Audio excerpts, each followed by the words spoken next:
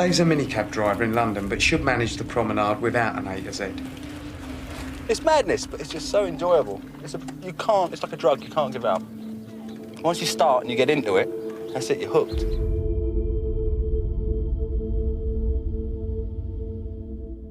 But if you've got a cab, which you drive around London, what do you want wheels on your feet for?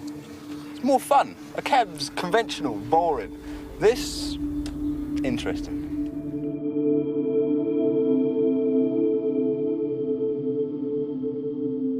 But I'm 28. I'm growing old, but I still can't stop skating.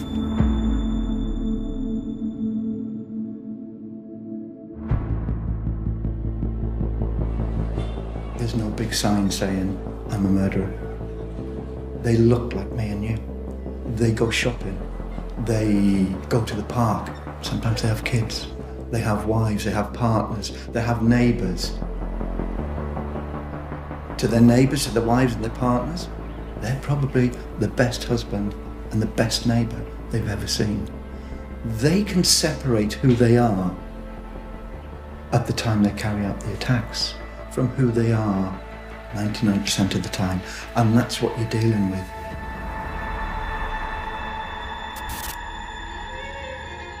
On this railway footpath at Horsley in Surrey, a piece of nylon cord set in motion the last movements of a 15-year-old schoolgirl. You know, how could she one day be there on the playing field with us and then the next minute have been brutally murdered?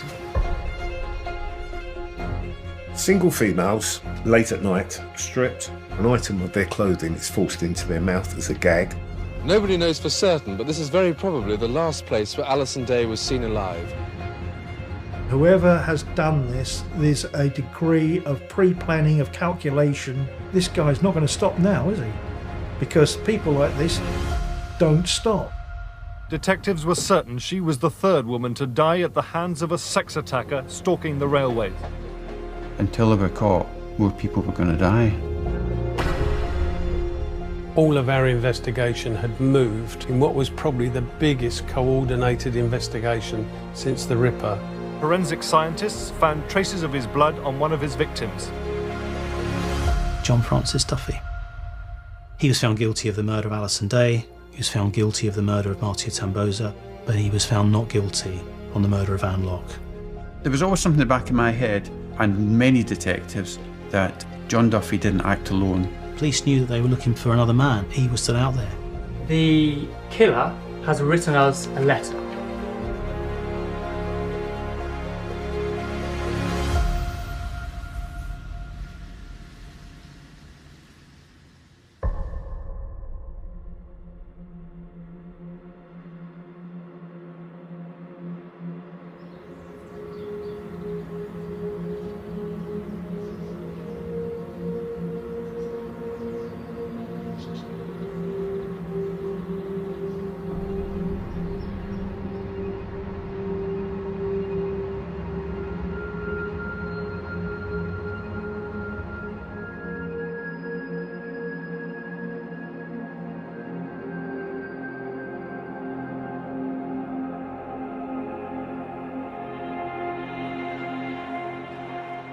I was working at Whitemoor in 1997, and I was actually at that time a wing-based psychologist.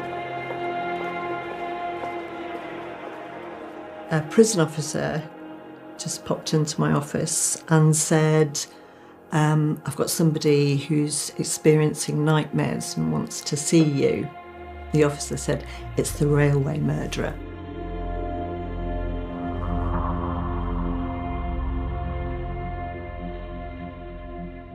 In that first interview, he so clearly did want to talk. One of the things he expressed that day was that he was very afraid of talking. He was so overwhelmed by the offences he'd committed. When Duffy is talking to Jenny Cutler, he starts off by saying, I've done some terrible things and I want to clear it off my chest. He then starts going into details of the various offences he has committed.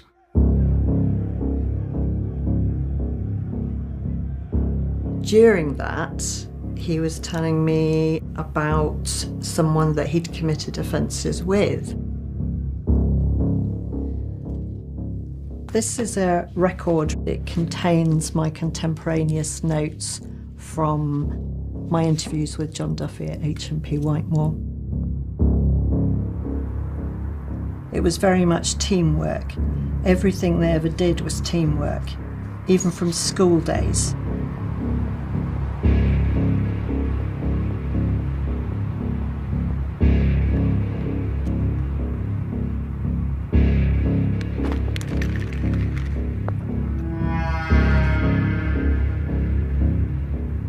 While he was raping her just under the bridge, a man was walking up the canal pathway on the other side of the canal. They could see him quite clearly. He walked past. If he'd looked over, he would have seen them. He can't remember any decision or debate that this would be a killing.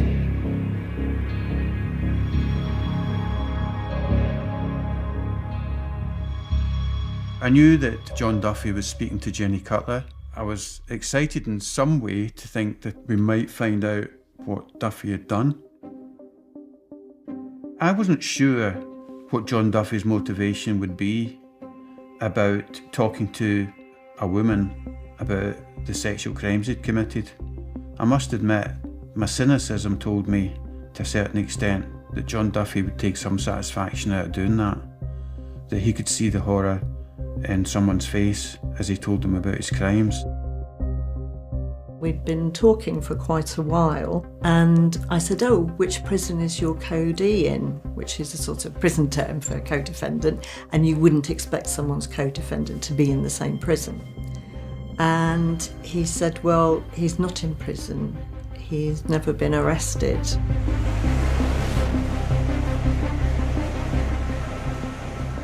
And he says during the confession, I wasn't alone with this. I was with my friend, David Mulcahy.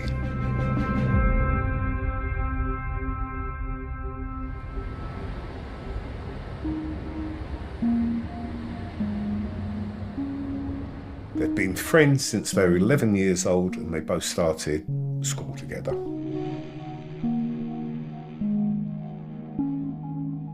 It would appear that Duffy, quite a slight little guy, got picked on by other children. Mulcahy became his sort of guardian angel. They would go up onto Hampstead Heath, which was their playground, and they would jump out on courting couples just to frighten the living daylights out of them. John Duffy recalled at the age of 9 and 11 a game where they would chase a girl and catch her, and as they got older they would, sort of squeeze her breast. I'd never assessed David Mulcahy, but in my experience from working with sexual offenders, I would see that as a reflection of a later sexual preference for rape scenarios.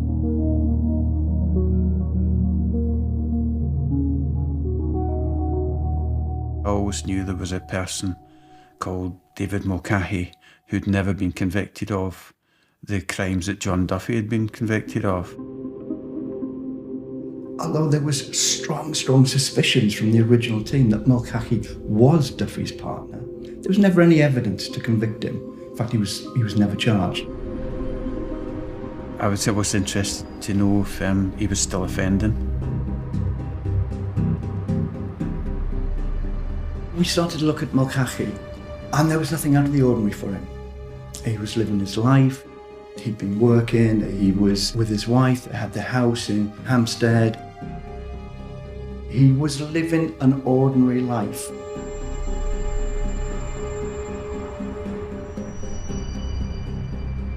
We carried out surveillance on him. Nothing to suspect that anything was untoward, and he was just a normal member of society. So, running alongside that, Duffy was still undergoing initially his psychological debriefing with Jenny. So we had Duffy's accounts, and that was really useful. I was sending that information on to the police. In those days, you faxed everything, so I was faxing sheets of handwritten notes to the police. John perfectly understood that the work wasn't confidential.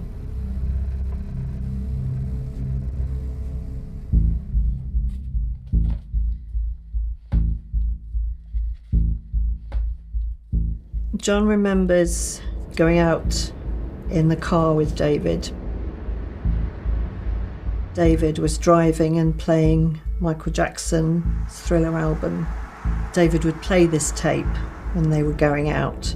It was an unspoken symbol of their agreement for action or offending. It was their trigger. He used to rewind the track Thriller and replay it. It made them both feel aroused. They were buzzing. Their adrenaline was going. They normally just drove to where David's thoughts would take him. Mulcahy's address was searched. Michael Jackson's Thriller tape was found at his address after all these years. Duffy was saying that one of the cars that they used to go round in was Duffy's Alpha Sud. A photograph was found at his home address of an Alpha Sud, as Duffy had explained it. Well, I know at that point there was a gasp from us, almost like yes.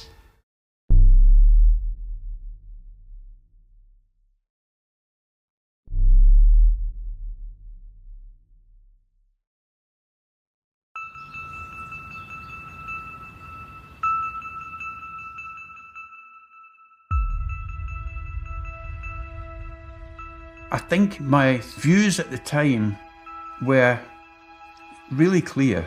If there's a killer and a dangerous person out there, they have to be dealt with.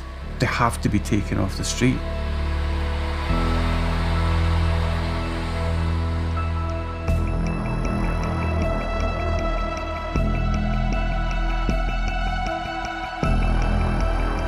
I was anxious, and I was hearing the information coming back from Duffy. I'm saying, what's he saying? What's he saying?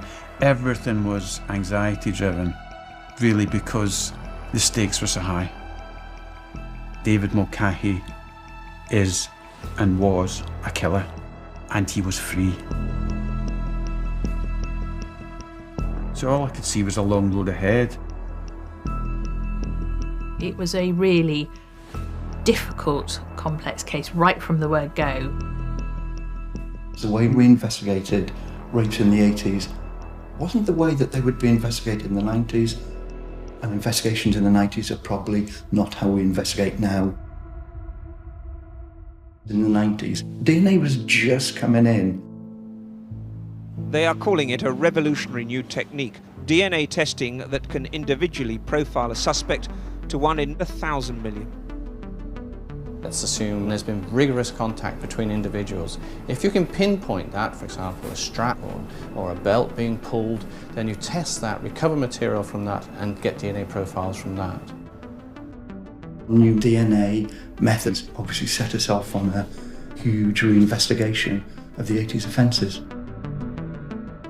We researched the old inquiry, identified Mulcahy as being the probable second person involved with Duffy. So it was logical that we checked that out. We looked to see whether any exhibits still existed from the old inquiry, and there was a couple of items of underwear belonging to 2 of the victims, which we submitted to the laboratory for DNA. It was then decided, let's interview Mulcahy as a suspect. He wasn't told that Duffy was implicating him. He came along, refused to speak during interviews. He had to give a DNA sample, but it was reluctantly given. He was asked to supply a mouth swab, which he refused, but then pulls a great tuft of hair out of his head and uses words to the effect is, "Will that do?" And it was an act of bravado, as far as I could see, to pull this great tuft of hair out of his head.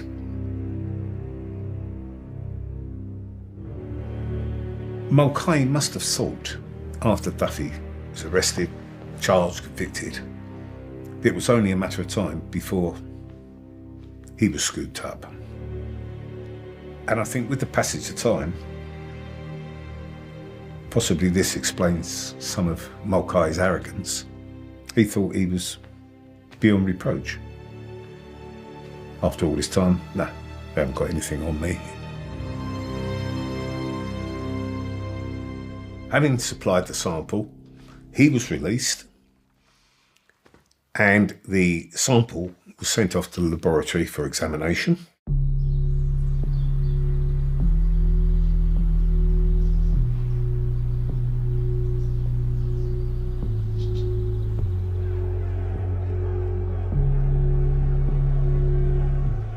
John did talk about David's verbal aggression to women.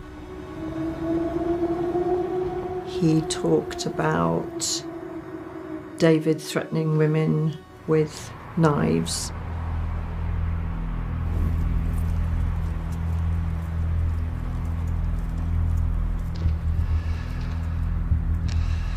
David was saying, "Keep quiet, I told you not to talk." John raped her. After he'd finished, David gave John the car keys and said, "Get the car, bring it round." John started going and David said, "Take your time about it." David came towards him on the left. David was very excited. His eyes were ablaze. It looked like he was really pumped up. The more you look at it, I am wholly convinced that the ringleader was Mulcahy, a much stronger character, and Duffy was quite happy to go along with it for the excitement.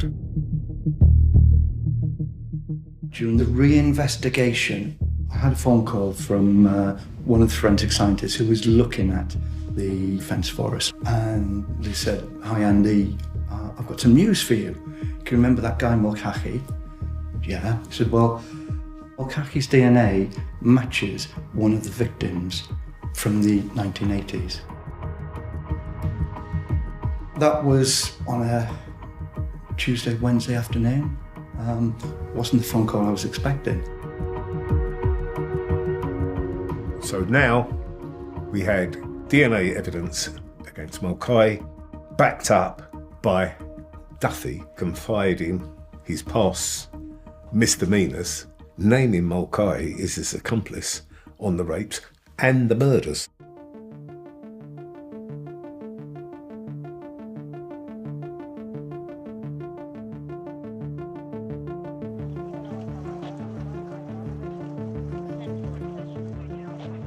There were quite a lot of high-level meetings taking place between forces. Surrey had a successful conviction of John Duffy. They were anxious about whether John Duffy would try and put something forward that would challenge his own conviction. It was like trying to climb Everest with a pair of training shoes on. You know, where do you start? So it would have been much easier if Duffy had just said, you know, he woke up one day and said, "Can I talk to the police officer and I want to confess everything to him." We had Jenny Cutler's notes, but Jenny Cutler is not a police officer, she's not an investigator.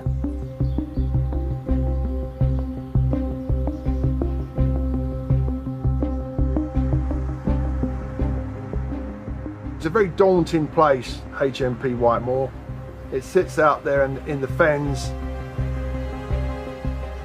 As you're driving out in this fen country, you see it in the distance, this bleak place. There's nothing for miles. And the next thing, you end up in this secure area. And I remember there being like a little panel in the door, like a porthole, and it was reinforced glass. And seeing this dude looking at us, and it was him. And I thought, oh, there he is. here we go. So Matt, he had a very difficult job because to work with John Duffy, to me, you're working with a psychopathic killer. To Matt, to a certain extent, he had to work with Duffy on the level that was conversational, that was going to allow Duffy to open up and talk to him. I mean, I didn't have the closeness that Jenny Cutler did with him because I'm not a female. I'm a big, ugly male, right? And I'm a police officer. The powers that be were asking for matters to be clarified, for him to be more concise, more specific.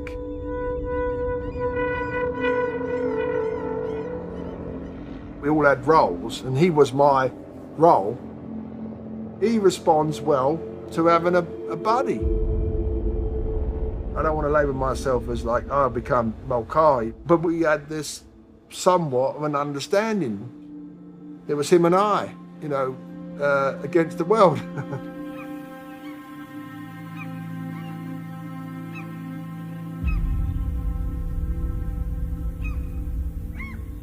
And he had to listen to be honest, horrific, almost nonchalant accounts by Duffy, who was able to say, yeah, I did all these things.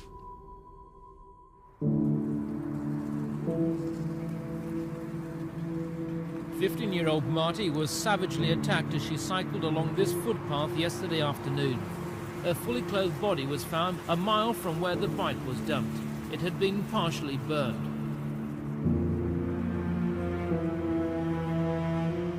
Tamboza case was particularly difficult.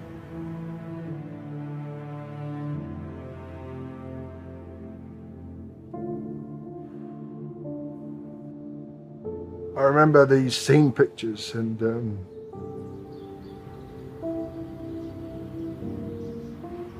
these woods, you know, it was a very picturesque place in Surrey. It was almost like a cat with a mouse. They were playing with her.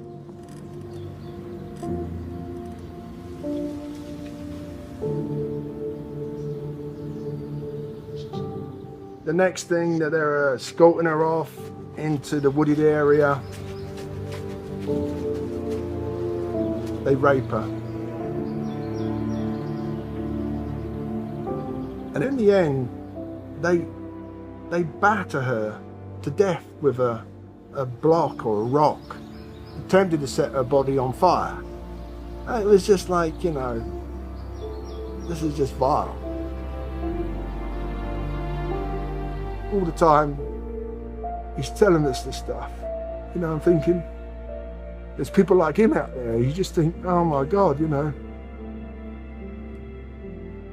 There were family members that had been victimised by the actions of these two.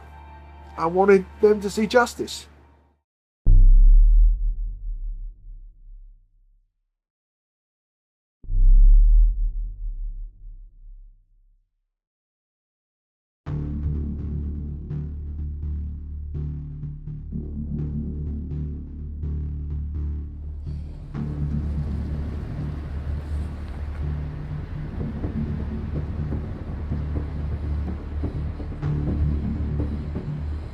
We didn't want Mulcahy to find out about it because he had been quite happily sort of getting on with his life for some years. He obviously thought that it was a done thing. Duffy had gone to prison, he'd escaped any scrutiny, he'd sort of been arrested, he'd been let go. Time was against us. So every day we woke up thinking, this might be in the press tomorrow if this in some way gets out, that this inquiry's going on.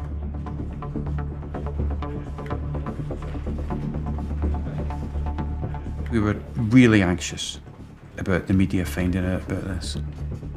Because the consequence of the media finding out would be that they would go live with it.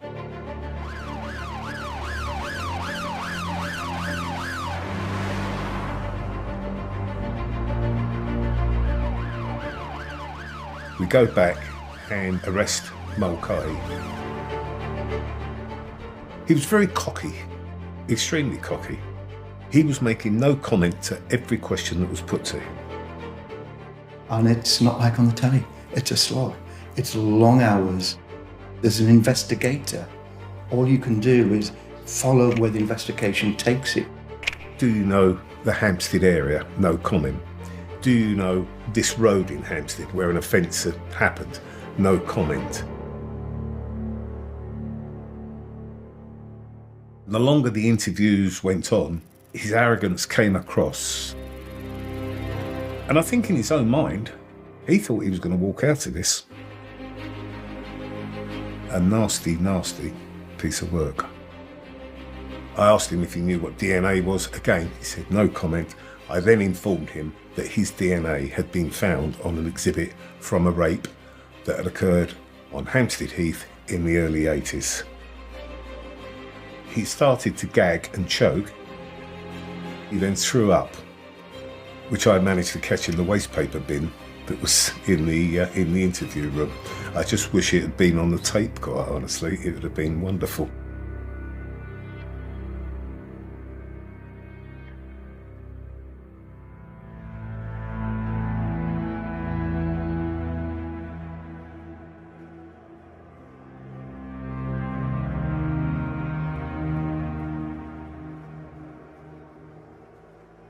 We actually had him in a position where he was telling us about his actions, albeit historical. It sounds great. You've now got a witness who's telling you, this is what happened, this is what we did, and this is who I was with. But that man is a convicted serial rapist, a convicted murderer. So from our point of view in terms of Duffy as a credible witness, forget it. He wasn't. He really wasn't. During the original investigation, he has openly admitted that he's lied about getting amnesia so that he didn't have to give evidence either to the police or at the court. He's lied at the Old Bailey when he's pleaded not guilty and put victims through a trial. He's been convicted. He's now in prison. Instead of accepting as gospel everything that Duffy was saying, teams went out. If he had said, I don't know, whatever, team would go out tasked with that specific job. Did that happen? If it didn't, what did happen? Because if we don't discredit him, he could well be discredited in court. If we could prove that Duffy was lying and still a liar, then he would never be any good as a witness. Duffy was brought out of custody and taken to scene visits of all the 12 rapes and the 3 murders, and filled in gaps that no one ever knew before. It could only have been him that knew it.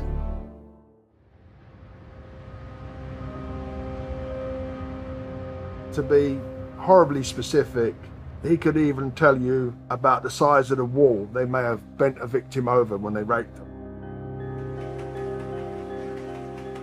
And at a later stage, attended that scene, and that wall, that said wall was there, and that the height of the wall was the height he said, and it was where he said it was.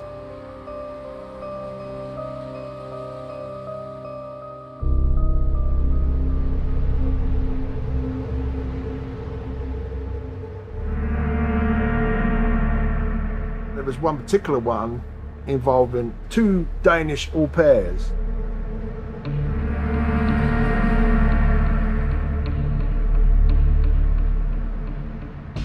And they'd been abducted by Mulcahy and Duffy and dragged into bushes in a wooded area there. Duffy was saying, well, I went over there with one of them and Mulcahy went over there with the other one, etc. And there's no way on God's earth anyone could have prompted him with this information, intelligence or fact, you know, unless you'd done it yourself.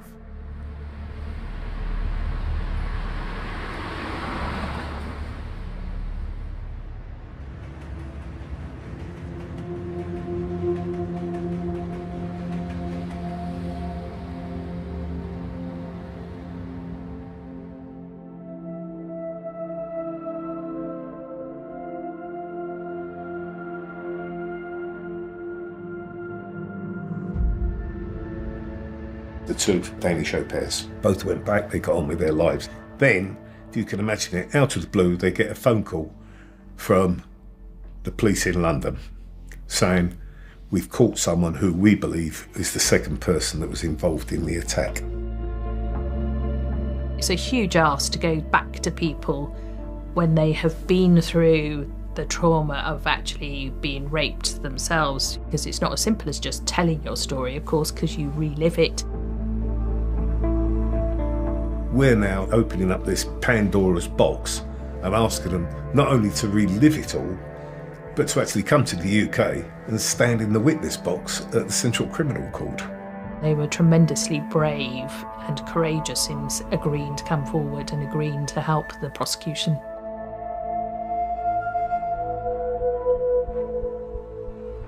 There was confidence that we could charge Mulcahy with 12 specific rapes and 3 murders. I was satisfied that we had done everything we feasibly could within the timescales we had given to us. But we still had to get the women along to give evidence. How would they react to seeing Mulcahy all those years on? Whilst I was relieved we were on the right road all along with David Mulcahy, the journey ahead of us was momentous. It's massive.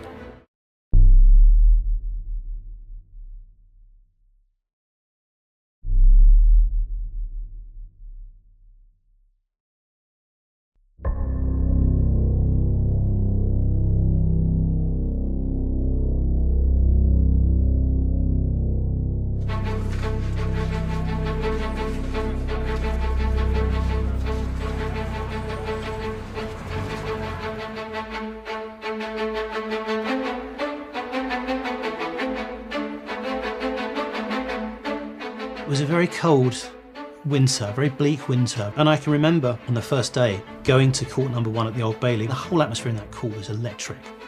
It just felt like a lot of people had waited years for this trial. The first day of trial is always quite important because there had been such a long run up to it, and at times it felt that we were never going to get to trial. It was the first time a Category A prisoner had given evidence against somebody in those circumstances to bring somebody else to justice. So the stakes were very, very high. And as I wandered round, my eyes gazed around, I saw this guy sitting there, scribbling. And I assumed he was a court reporter or something, so I just sort of looked away and then it suddenly occurred to me, I thought, well, where's the defendant? And suddenly the penny dropped that was David Mulcahy. That was him. And he just looked so unremarkable. I had to go to give evidence, and I think I was there for about 3 or 4 days. It's quite scary seeing them there. You think when people do these sorts of things that they're going to, you know, have horns coming out of their heads or, you know, but they don't. They're just ordinary looking people. You know, you'd pass them on the street. Mulcahy was sitting scribbling on this pad for ages all the time, and then occasionally he'd do this thing. If a particularly damning piece of evidence was coming out in the cross-examination, he would pause and he would look up from his pad and sort of look very intently at what was happening.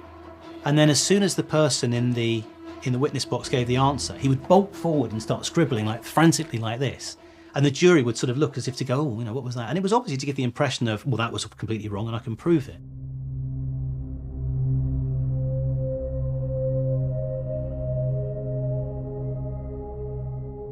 Duffy told the same story, and he did it in a way that was very calm and cold, probably, which added to the drama because it sort of felt detached. You know, somebody was just telling a story, but the story was of horrific, traumatic crimes. I don't think I've ever experienced anything like it, nor ever will.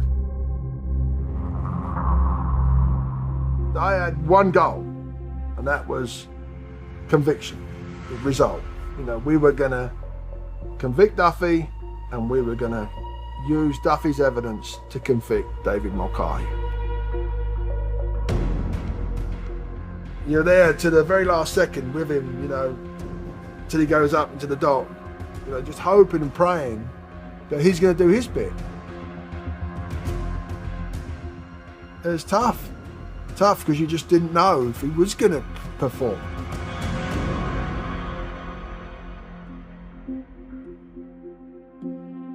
What was important was Duffy not just revealed the truth about Mulcahy, but he also admitted to other offences which he hadn't been prosecuted for. So that was really important, that not only he admitted that, but he pleaded guilty to those. When Duffy was spoken to by police officers from day one, he was told in no uncertain terms, no deal can be struck. You are serving life imprisonment, which means life. You will never come out. It's always important because you can then get a cross-allegation, if you like. Yeah, what did the police promise you? How much did they pay you to say what you've said?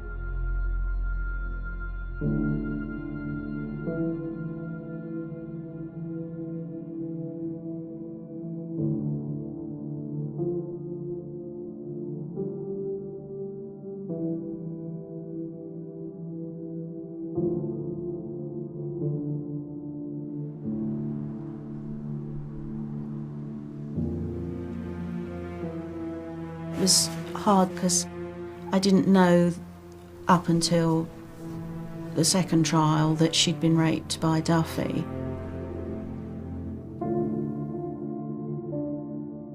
It was painful, it was shocking. I think I was also hopeful that this would finally be the end. We might finally get a conviction.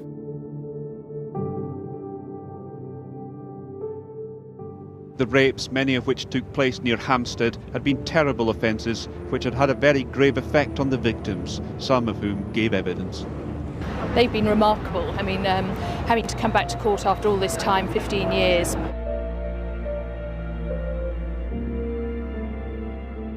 I got nothing but praise and admiration for them, for what they did, and the courage that they displayed.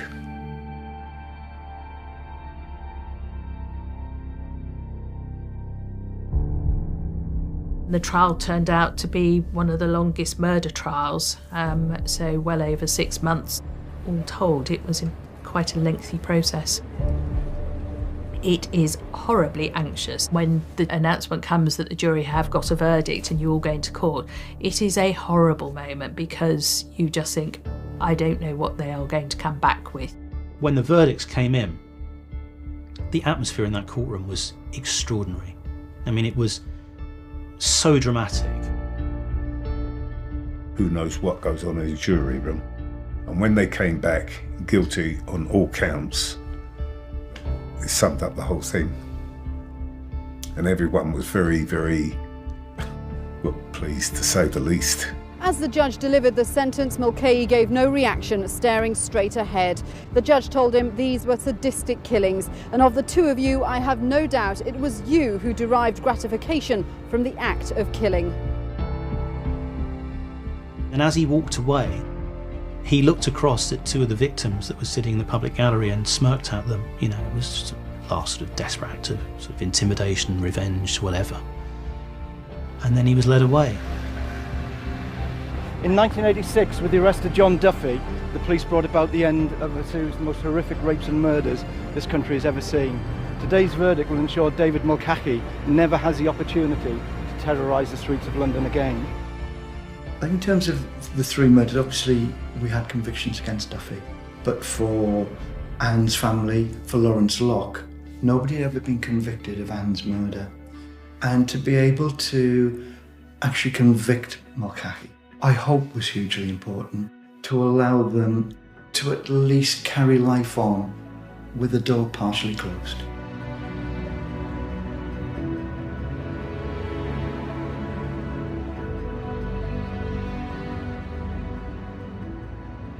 When the trial judge did his summing up, he thanked me for my work. And the officer that had come with John from Whitemore said, all those little chats paid off. And I think I probably have that as my epitaph on my headstone. All those little chats paid off. Excitement doesn't come into it. You felt deflated in a way, I suppose. In as much as you think, we've done it. What do we do now? You know, what a way to go out. And that was it, my swan song.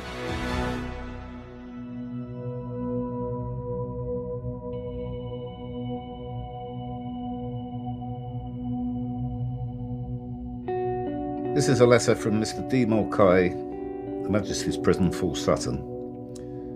I continue to challenge my conviction for one simple fact. I did not commit these horrific crimes. It's a very simple thing to say, but a very hard one for people to believe me. The mainstay of the evidence against me is from a self-proclaimed liar. He was my friend, and I should have seen what he was, a monster. Yours truthfully, David Mulcahy.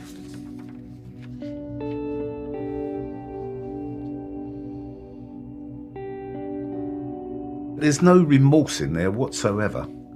It's a letter from a convicted killer, a convicted rapist, and these are the words that he would have used back in 1999. He's clutching at straws. He knows what he's done. It's pathetic, really pathetic, and I think it sums up him for what he is, a sad, pathetic person. And where he is at the moment is where he should stay for the rest of his life.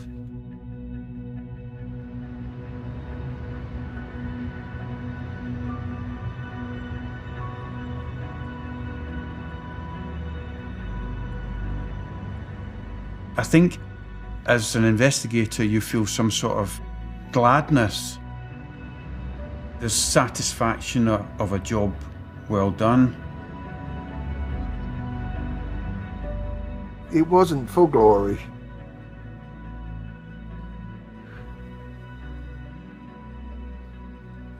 I just did my job.